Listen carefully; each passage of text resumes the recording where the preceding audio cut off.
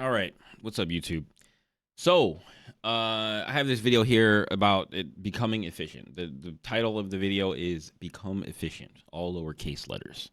It is from a YouTuber named Focus. This popped up on my recommended, and I decided to watch it. It's 5 minutes. I wanted to talk about some of this stuff in the video. Now, I haven't even finished watching the whole video, but it started to elicit a reaction out of me.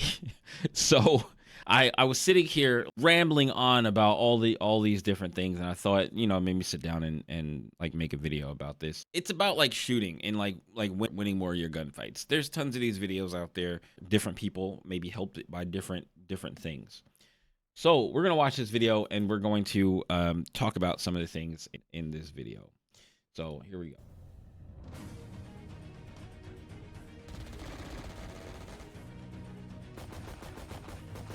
So you got these two dudes. Now, rarely ever does this happen, right? Rarely ever does this happen. I don't know what rank this is. This has to be iron rank. This has to be two people that have just started playing the game. Like, I understand that this is a skit pretty much, but you have two guys. They both have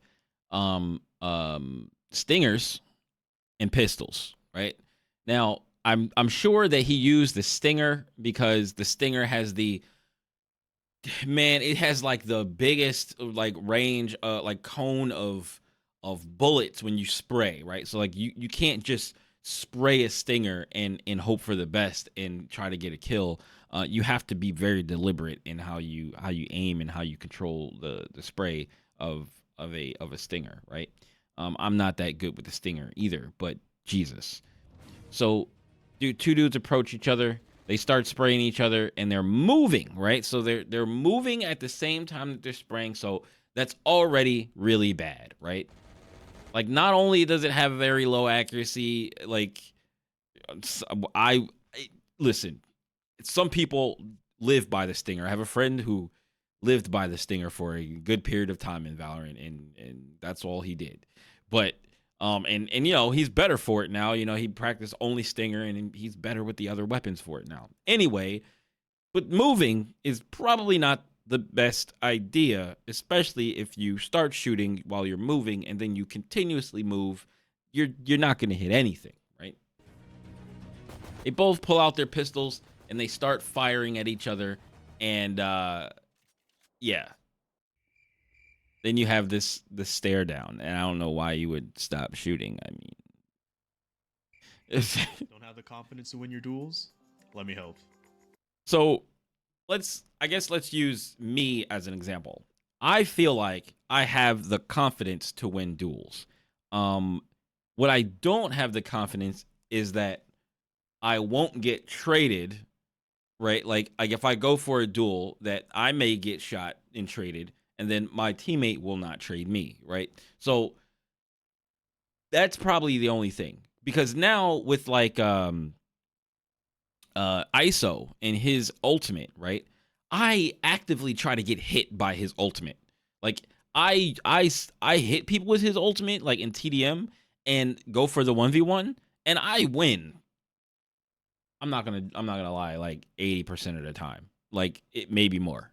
Now like I am not scared of taking the 1v1. I will sidestep all the way out from behind, depending on whether I'm ISO or whether the other person is ISO.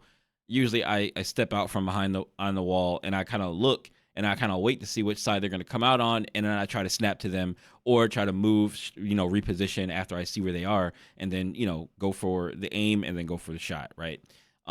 Since there's no one else to trade us, right, inside the domain expansion, I'm not really worried about, getting killed afterwards, right? Because I'm like, okay, as long as somebody was watching my body, or if I wasn't in like behind enemy lines or anything like that when I did it, I should be fine, right? Am I confident enough to take the duels? Yes. I win my duels in 1v1s fairly often. Sometimes it feels like in matches where I'm playing like regular games, I'm still confident in trying to win the duel, but usually what happens is somebody sprays me down and I get hit in the head with like a vandal bullet or something, right? I go for the side step or the strafe into shot, strafe shot, right? And trying to keep moving while I'm also trying to put my cursor on them or put my crosshair on them to kill them and trying to aim for the head the whole time. If I know that they have like it's first contact, they probably have full shields. I'm trying to aim for the head. Now, if I know that they've been in a fight or somebody says, "Oh, we hit this person for X amount of like damage," then I don't necessarily have to aim for the head. I can just hit them in the body and they could die, right? Depending on if I have that information. So people will spray at you and roll the dice. They'll just spray their gun, and then by chance, one of those bullets will hit you in the head. Is that a good thing to do? Sometimes, maybe. Other times, no. But even if it's a bad time to do it and the bullet hits you, it doesn't matter because now that was a good play, technically, because they won the 1v1. They won, you're dead, they're still alive, and your team is down a player because you decided to do the proper thing and try to take your time and be calm in the fight, right? Like, it's infuriating sometimes when you try to do the proper thing and you repeatedly get punished for it. When it's like, dang, man, I'm just going to spray this guy next time. I'm just going to spray because, like, if I spray, then we're both rolling the dice. Maybe I'll roll better than him, right? As soon as I see him, I'm just going to spray. Sometimes it works. Sometimes it doesn't. I don't ever do that. I don't really ever spray anyone unless, like, I have a phantom or I'm very close to them with a vandal. I don't really ever spray. So, like, I spray in very specific situations, but other people just spray all the time. And then they win duels. It's very frustrating. I believe that efficiency is one of many important things that separates an average player from a good one. And by efficiency, I don't mean I'll try not to being fast, pause it so many times, but I mean being fluid and clean with everything you do, from how you move to how you shoot. Essentially playing without any wasteful movements. Now, okay, I feel like when I play the game, I don't really have many wasteful movements. I feel like I forget what I was trying to say here. We're just gonna fucking. Now, what does this have to do with shooting better? Well, one of the most common things I see during gunfights is that a majority of players resort this right here. Well, one of the most common things I see during gunfights. This person is on the spike, standing still. They just put it on their body and just start spraying. The person moves, they continue to spray and just move over instead of letting the gun reset its recoil and then moving, like repositioning yourself because you're standing in the same spot. So they probably were able to move and reposition and then put the gun on you and then you get killed. Just spraying instantly. And I don't. Now, if you're shooting through a smoke, spraying could be fine, right? Spraying could be fine. Also, burst firing at the last place you knew they were, or the place that you think that they're going is also probably a good idea. Don't blame you. More bullets means more chances to hit the enemy, right? Well, that ties back into what I was talking about with efficiency. Unloading half your clip into the enemy is not pulling down at all, right? Not pulling down at all. And just firing the gun and like, oh, well, yeah, oh, I got it. My aim is good. Some people will think that. Some people will like, oh, I aimed at them. I pulled the trigger. Bullet hit them. Be right back. I have to go get my corn dog.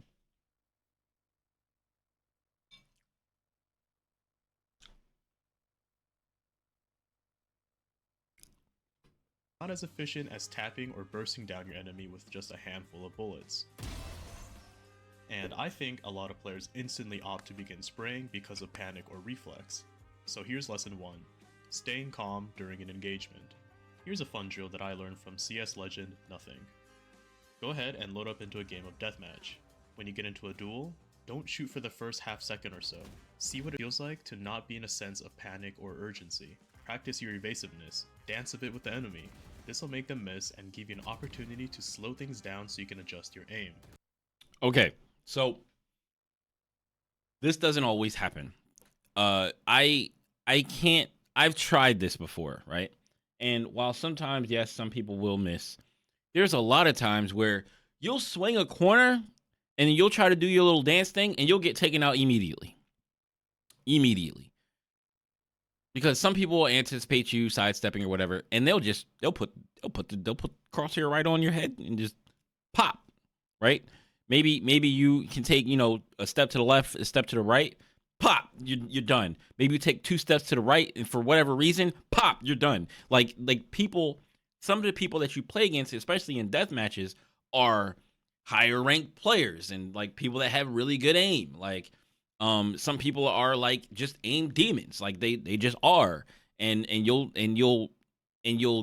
try to do this, and then you'll be taken out so many times, and sometimes you'll be like, what is this even, is it even any purpose in doing this? Or sometimes you might be trying to do your little dance or whatever, right? Especially in deathmatch. Don't do this in deathmatch. Do this in like team deathmatch. Team deathmatch is probably much better for this at this point.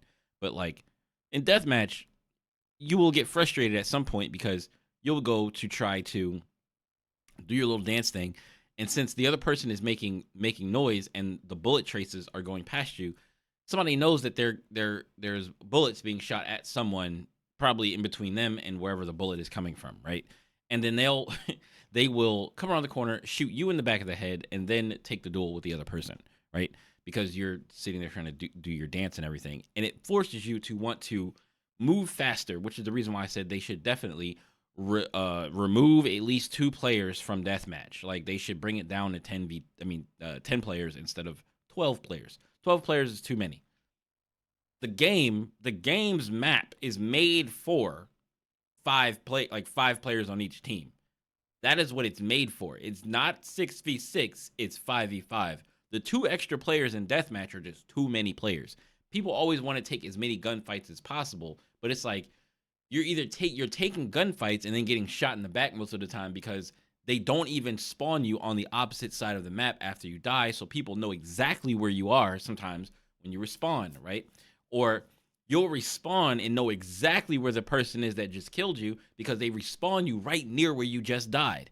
And then the person turns around and you shoot them in the face. And it's just like it's not good. Like it's not deathmatch needs to be tweaked, and I feel like they still have not tweaked deathmatch. 2 players need to come out of deathmatch. I've been saying that forever, and I think that would like fix the problem. Like I think that would just fix the problem. And make deathmatch much more useful and less like cringe. Like You'll be surprised by how long it actually takes for someone to kill you because oftentimes the panic makes everything happen so quickly. And so the most important thing is that you'll begin to understand that you have more time than you think during a duel. Practice this drill and try to improve. this is the problem, right? In higher ranks, there are more people trying to do the proper thing. Not everyone, but there are more people that are trying to do the proper thing. So everything up top is much more predictable and orderly. So you dancing side to side is because somebody is trying to aim for your head, right? They're trying to aim for your head. They don't want to spray. They're trying to hit you in the head. Now, this doesn't really, I guess, matter for deathmatch all that much because you're put in a spread of a lot of players, but maybe many more higher ranked players are playing in deathmatch than lower ranked players. You ever think about that? Like when you go to sidestep somebody and they miss you a bunch of times, it's probably because they're trying to hit you in the head and they're not spraying.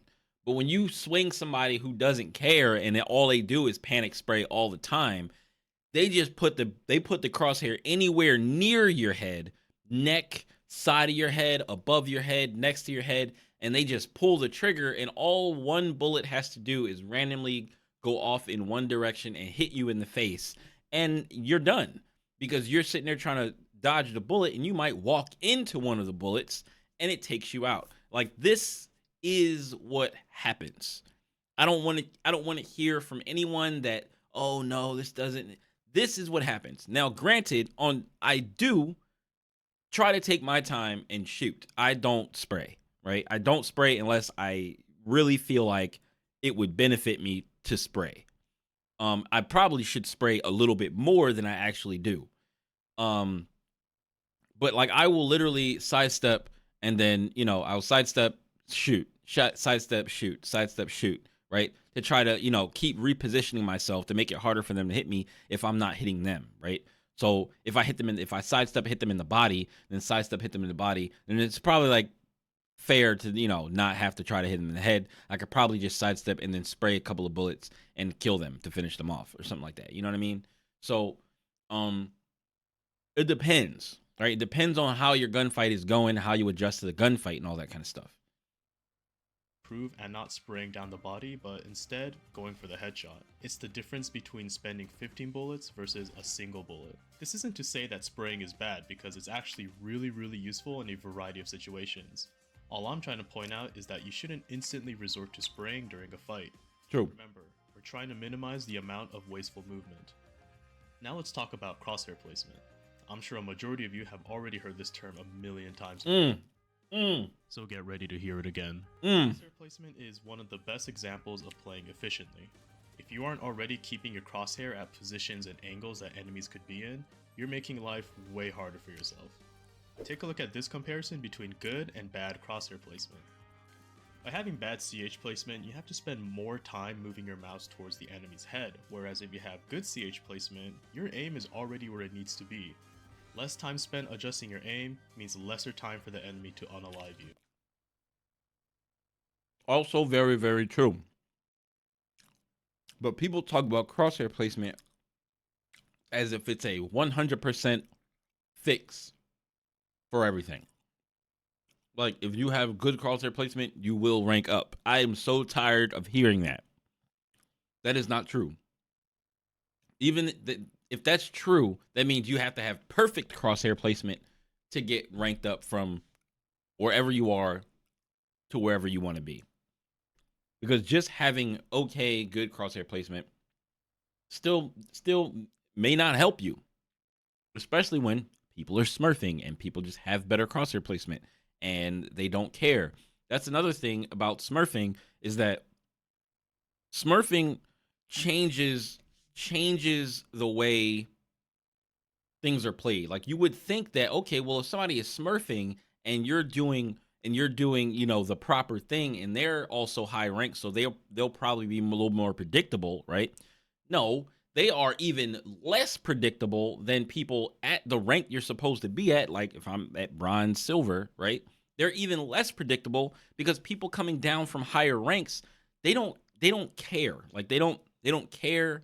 They just want to dick around. They just want to do whatever they want to do, and they do not respect anybody in the lower ranks enough for them to go, oh, I'm going to play this properly. No, they're going to do stuff like run out into the open. They're going to wide swing PQ super far and just take you out. They're going to do stuff that you're not supposed to do. They're going to spray you down because their recoil control is a little bit better, right? Like, they're going to do stuff that you wouldn't think that's supposed to be done, but because they're so much better at a higher rank and so much more used to doing certain things, that they're just like, oh, these people can't compete with me. I can do whatever I want.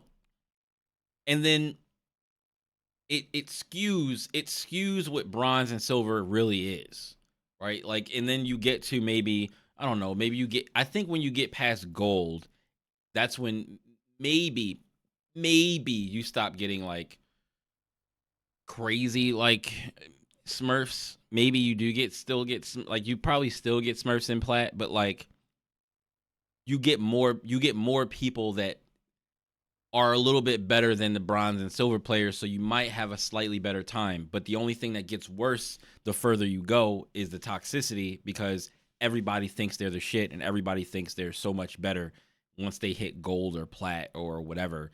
And then they're like, oh, I don't belong in gold, I don't belong in plat, I should be immortal, blah, blah, blah, blah, blah, blah, blah, blah, blah. We'll get there. It's hard to get there. It's hard to get out of ranks, because even if you are trying to do everything properly, it's a pain in the ass. It just is. Now, I dog on balanced deathmatch system a lot, but it is nice that you get to play on the same maps that you play in ranked. Take this opportunity to learn how to peek at all the different angles and how you should constantly position your crosshair. Lastly, let's go over how to move while shooting. Which one to you seems more menacing? This guy would be annoying to fight with, and that's because he's being efficient with both his shooting and moving. I went over this in my video titled Movement Improvement, where I explain the concept of counter-strafing. I'm only going to give a brief explanation here, so if you want a more in-depth breakdown, the video is only 4 minutes long. Anyways, counter-strafing is a movement tech where you're going side to side, and the moment you transition from moving from one side to another, you have a moment in time that some players call the dead zone, where your character will momentarily be still, allowing you to shoot accurately as if you were standing still. Now you become a much harder target for the enemies to hit, while also shooting accurately. This is true. Ideally, you'd want He to has it practice correct. with 1v1s, but since there aren't any 1v1 game modes, my advice is that you first get the timing down in the range. It can help if you go to your settings and under video, click stats, and enable shooting error graph only. I have this on. That shows yellow when your shots are accurate and blue if you're unstable. Now, And I check this all the time. If I die in a gunfight, once you get the hang of if I die in a gunfight and I think that I was moving when I was shooting, you quickly look up to the corner of the screen to see what your last bullets were. Now it does slowly move across the screen, so you as soon as you die, look up there and be like, was I moving when I was shooting? And it will show you. If you see any blue, that means that you were shooting while you were moving. If it's all orange, that means you were standing still when you shot, right? And it shows what your error was and how high your error was. So if all of your shots are fairly close together, like in height, right? Then like those bullets were pretty low in error. But like if you have one shot, like say for instance, you have one bullet, your first bullet was completely accurate, and then like your second bullet, you started moving before you shot, then the blue bar after the orange bar will be so much higher, it'll make the orange bar look very, very short. And that's how you can tell that your error was very far apart. Like your orange bar is very tiny, and then the blue bar will be very tall, and that's the difference in error. Then when that short one goes off, like when each one goes off, because it's all based on whatever the first one is in the line. So once that first one goes off that little graph right here, like once it makes its way off the graph, it realigns the height of the bars that are there. So if you're going back, if you're doing counter strafing and you're like strafing and then you take a shot, strafe, take a shot, strafe, take a shot. If all your bars look like this, then that means you were still and all of your shots were the most accurate that they could be. of it, try to get comfortable using it in 1v1s. It's for sure gonna feel uncomfortable, but you know, practice makes perfect. Combine these techniques and see if it actually improves your gameplay, and if it does, let me know. And I'll see you in the next one. Nice. Nice. Oh, you're crispy, man. Feeling it? 10 seconds left. My ult is ready. Scanning ahead. And while he's showing clips of the proper, crosshair placement and peeking and counter strafing and stuff like that, it will never be 100% fix for you winning every duel, because somebody will either be better than you at it, or they'll just spray you and hit you in your face, and all the practice that you put into, winning that gunfight won't matter. Like, it will matter later in later gunfights, and it will matter because maybe you'll win more gunfights. You'll win a bigger percentage of your gunfights, but you'll never win all of your gunfights. And then the higher you go up, and the better people that you run into, the less gunfights you'll start to win. And then you'll be like, well, am I doing something wrong? Even if you're doing everything right, you will still lose sometimes. Like, people have to realize that you will still lose sometimes. And the people that do these tutorials, and the people that are radiant, and the people that are, the highest level players, they don't even always go positive. They just do the best job that they can, but then they show you the proper ways to do stuff, and they show you all the coolest highlights that they have, but they all don't go positive 100% of the time. The best players even will go negative. The best players will sometimes not be the top fragger. People got to realize that and stop being delusional about like what they see in highlight videos and what they see on, in and in those videos that you love to watch of all the really cool plays that somebody makes, they show the best parts of themselves. And if you don't watch their streams, you'll never know that they lose. It makes it look like they just win everything all the time. They're just like, God, how does anybody compete with that? And it's like they'll try some stuff sometimes, and they'll try it over and over and over and over and over and over again, and they will not come out on top sometimes. You gotta be ready for that. And I try to put that in my head too, that like maybe I'm better than I think I am, but like I always say, look, listen, if I can't carry myself out of this rank, then I'm probably not as good as I think I am, right?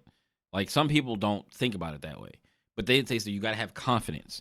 The difference between me and like a lot of other people, you can have confidence in your gameplay and still be realistic about where your skill level sits. Like I'm realistic about where my skill level sits. Do I think I belong in bronze? Probably not. Do I think I could make it to gold at least? Yes. I think I could make it to gold at least, but I got to have some really good teammates around me. Now, you're not always going to get that, especially if you play solo. I would err on the side of playing solo because it all depends on what you feel like, right? If you want to play with only your friends and never play solo rank games, sure, go right ahead. But then you will always have to rely on those people to make it feel like you can do anything in the game. But if you play solo and you learn how to play around different people, different play styles, different skill levels, different decisions that people decide to make in solo, you'll be a better player for it because you'll be able to adapt better to different situations. So that's what I'm going for. Even though I probably should be like, I probably could just always play with people, even when I was like streaming a lot more often and I was streaming Valorant a lot more often, I could just have played with only the people that I normally play with, and we could have went over strats and we could have, done all those different types of things. But at the end of the day, like I'm streaming, I'm creating content. I can't always wait for them. I can't always make sure that I have a 5 stack, right? Like I'm like, all right, well, I'm gonna play some solos. I'm gonna play some solos today, and we're gonna see what happens. See if we can get some good games. See if we can keep morale up. See if we can keep spirits up. See if we can play off of our teammates better today than we did yesterday. Decision making, all that kind of stuff, right? And I think that's a better mindset to have is improve and try to make the best of whatever situation you're in. So I know like this turns into like a rant thing, but that's just what I do. All the stuff that comes out of my head about these things, that's what I just like to talk about. So anyway, if you like the video, please do like this video. Also, I'm going to give this guy a like because I watch his video. I'm not necessarily going to subscribe to him yet, but if you like him, subscribe to him. I have very strict regimens on who I subscribe to. So like if I see enough of his videos and I watch like enough of his videos, I'll subscribe to him. I mean, I guess I could just, you know what? We're changing. I'm just going to subscribe to him specifically because I watched his video on and making something a react video from it, because at the end of the day, the subscription button doesn't matter anymore anyway. The subscription button only matters when you're under 1,000 subscribers. And so that's why I need you guys to help me with my subscription button and subscribe to the channel. Because once I get over 1,000 subscribers, I doubt if I'll ever ask anybody to hit the subscribe button ever again. I mean, I probably will, but like it's not a priority for me. Because like if somebody watches your videos and they watch enough of your videos and they keep showing up in your recommended and you're watching my content, thanks. I appreciate it. That's all I need. That's all I need, because the subscription button doesn't even show you your subscriptions all the time anyway. Like I'm subscribed to a bunch of people that I don't even see on my recommended anymore. But that's par for the course. Like there's a ton of people that I'm subscribed to and only but so many slots on your homepage, and they kind of give you stuff that you are currently watching. So anyway, thanks for watching. Give the guy a like, subscribe to him if you like him. and I'll be making more videos and more React content and more. I'll be playing Valorant on stream, and and maybe I'll talk about that Halo thing in another video because there's this Halo thing that's happening and it's terrible. All right, peace.